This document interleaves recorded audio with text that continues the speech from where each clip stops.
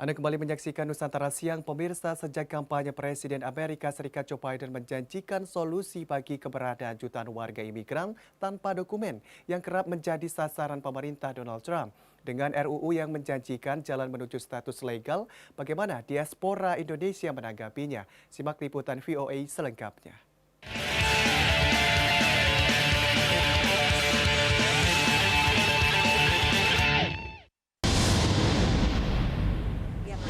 Sudah 16 tahun, Susan, bukan nama sebenarnya, tidak bisa pulang ke Indonesia. Kan ilegal, nggak ada surat, tidak bisa pulang. Nanti kalau nggak pulang nggak bisa balik lagi. Sejak tahun 2015, ia tinggal di Amerika Serikat dengan status tidak terdokumentasi, membuatnya harus pindah pekerjaan secara berkala.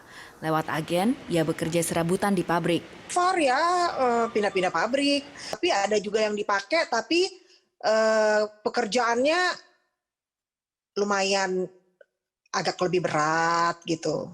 Tapi ya udah kerjaannya sama, terus-menerus dari tahun ke tahun itu aja gitu. Pergantian presiden diakui membawa perubahan iklim dalam komunitas diaspora, termasuk diaspora Indonesia di Philadelphia yang memiliki konsentrasi imigran Indonesia tertinggi di pantai timur Amerika Serikat. Walaupun misalnya Biden sekalipun tidak menjanjikan masalah imigrasi, tapi kehadiran Biden yang mempersatukan, yang tidak mendiskriminasi kelompok-kelompok tertentu aja, itu sudah memberikan kelegaan buat kita undocumented immigrant atau illegal immigrant.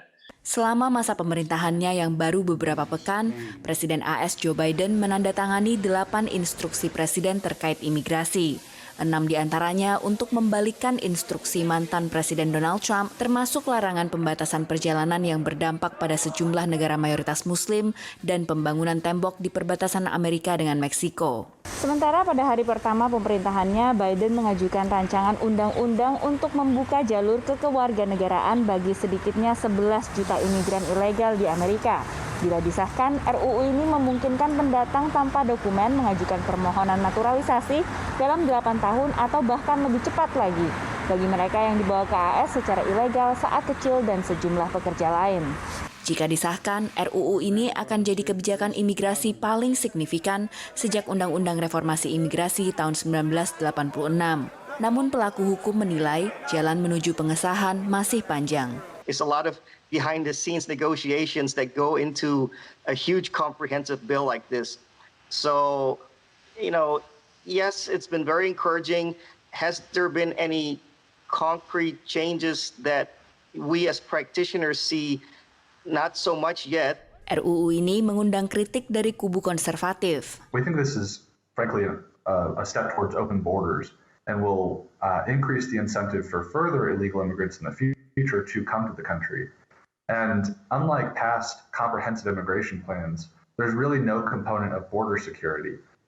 Inpres yang dikeluarkan Joe Biden untuk menangguhkan deportasi selama 100 hari pun dibatalkan oleh hakim federal karena dianggap kurang memiliki dasar yang kuat. Sekalipun demikian, imigran diaspora Indonesia tanpa dokumen masih menaruh harapan pada kepemimpinan Joe Biden.